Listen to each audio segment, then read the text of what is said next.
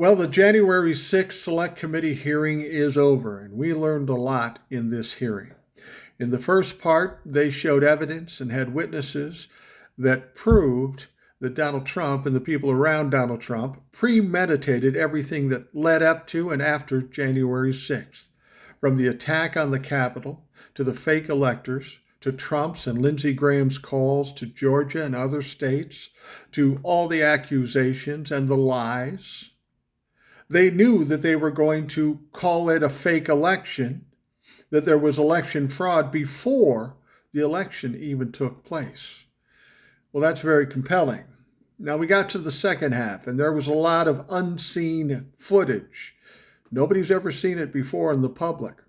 And a lot of that footage happened in a bunker where the congressional leaders were taken during the attack.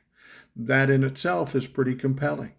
Now, the Republicans would have you believe that it was all on Nancy Pelosi. She could have called the National Guard. Well, in this video, it shows very clearly she's on the phone with any number of people. Governors of state, the police, what have you. And they're watching it on TV as the Capitol is being desecrated by these Trump-la-fox. The whole thing was very compelling. But I think the most interesting thing is Liz Cheney.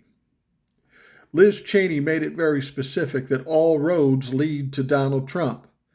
This whole hearing was made to point everything at Donald Trump. He is the linchpin. None of this would have happened without Donald Trump wanting it to happen. Now, Liz Cheney also said they are going to be voting on making criminal referrals. And they're talking about a number of criminal referrals, including Donald Trump, Steve Bannon, Michael Flynn, Roger Stone, any number of people that were involved in this situation. So you can expect that coming out of the January 6th committee. And at the end of the hearing, in a very dramatic fashion, they voted as to whether they should subpoena Donald Trump.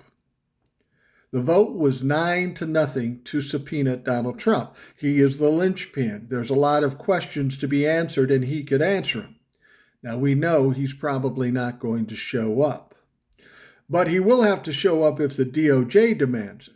This was more for dramatic effect. This was more to fuck with Donald Trump's head. If you're so smart, if it's all true, why can't you speak under oath?